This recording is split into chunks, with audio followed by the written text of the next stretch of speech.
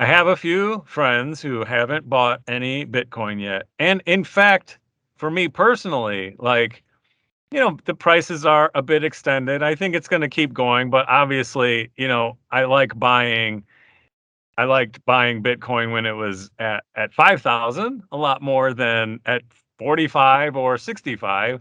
So the prices are a bit extended, and I don't really like putting that much money in after things are already extended. But just knowing how important Bitcoin is, the more I learn every day, the more I'm like, oh my God, like Bitcoin's really freaking important to the future of the world. I'm like, I should have put more in at 5,000 or whatever, right? But it's too late for that. And so when I think there's two ways I could put more money in, right? One is buy the dip, and it's you really have to be on task if that's your goal. Like you have to be watching, ready, willing, and able. And sometimes you're not all of those things at the right time, and you can miss it. And then next thing you know, it's $20,000 more expensive if you miss that dip. So for me, I mean, I obviously have like a pretty good, significant Bitcoin and crypto investment I'm pretty happy with. But if I want to put more money in the market, I'm seriously considering just DCAing more money in, dollar cost averaging X amount of money over time, and just not worry about the price, averaging it out. It goes up, I pay more. It goes down, I pay less, and just convert more of my fiat money into the future currency of the world, Bitcoin.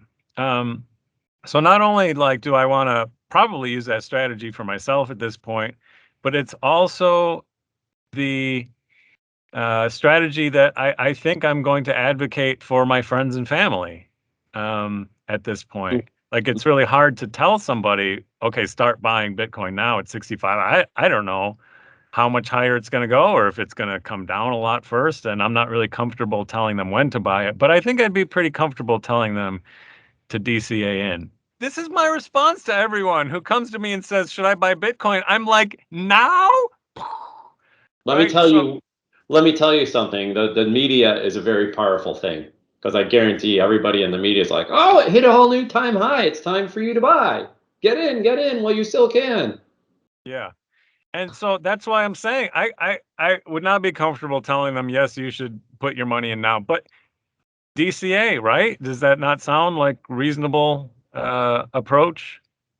I think for a certain type of person, a DCA is a great approach. I whatever people are comfortable with, I think DCA is something that people can really get on board with because they already do it probably in their investment portfolios today or their 401ks or whatever they have. A lot of people just have put this much money in every month or out of every paycheck, put this much money in. So that's a concept that people are pretty familiar with. And I think a lot of the programs actually support that. You just tie it to your bank account and say, just put this much money in. Here, I want it to go into these coins, and then it will do it for you automatically. I think you can do that on Coinbase. I think you can do that on KuCoin. I think you can do it on a number of exchanges that are out there. So I think it's a great idea for people who aren't in the market because if you told somebody right now, plow $100,000 into Bitcoin, it's going to 120, you'd feel like shit if it went to zero. Or Yeah. anything lower than 60, they're going to be calling you, wait, I thought you said it was going up. Yeah. Yeah. Well, it might take a little bit of a dip before it gets there. Well, I feel like I've lost everything.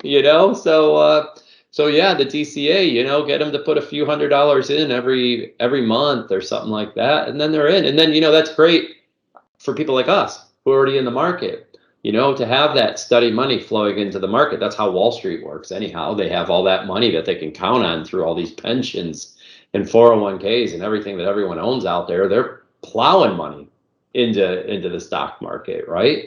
So I think that's the missing piece for crypto is the large masses plowing money into it. Actually, ironically, I have a story because a few months ago I was really, really pumping the Coinbase IPO to my friends.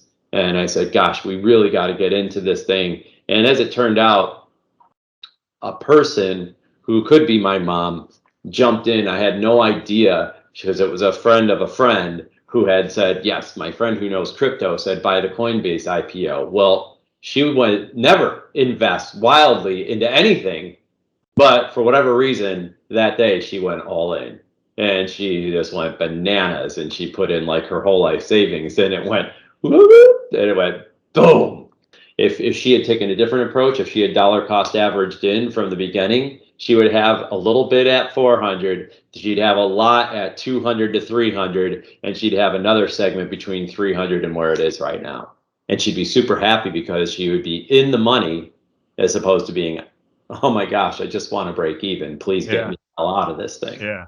Right? Which is exactly what would happen in that scenario. You would have people buying in at 63, 64 who are putting in their life savings, hoping for the big payoff. And we don't know. It could be the exact opposite, right? We believe. Yeah. Yeah. But I'd rather see people dollar cost average in and not lose everything. If you're dollar cost averaging and today is the peak, you're actually going to end up like doing okay, assuming that there's another future peak. So yeah, well, good. I'm glad you think that's a good idea. I wanted to run that by you, my crypto partner, my crypto bro. Before I really do start telling people. But yeah, I think it's at this point in the market, I think it's pretty sound. Okay, thanks. Well, that sounds good. Thanks for chatting with me today, Gary. To our audience, if you enjoyed the video, please give it a thumbs up. It really helps us out. And if you want to catch more videos like this in the future, please consider subscribing. I'll see you next time, Gary. Sounds great, Dean. Thanks for the chat. Appreciate it. Okay, bye-bye.